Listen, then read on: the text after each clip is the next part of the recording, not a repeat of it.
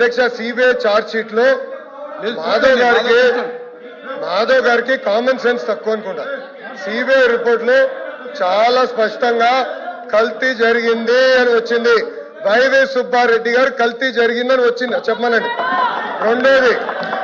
రెండోది ఈరోజు ఏమంటున్నారు అధ్యక్ష వీళ్ళు తెలియపోవచ్చు.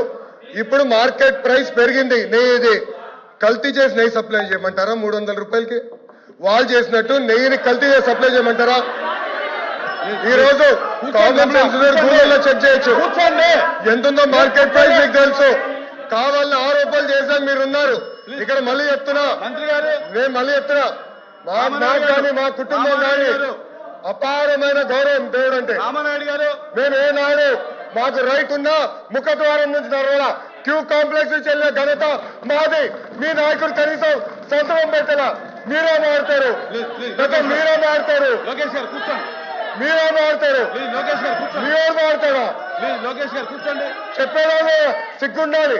కల్తీ జరగలేదంటారా? దేవుడు వదిలిపెట్టాడు. మాధవ్ని చెప్తున్నా, దేవుడు మిమ్మల్ని వదిలిపెట్టాడు. టైం అంటే వేసుకో బ్రదర్.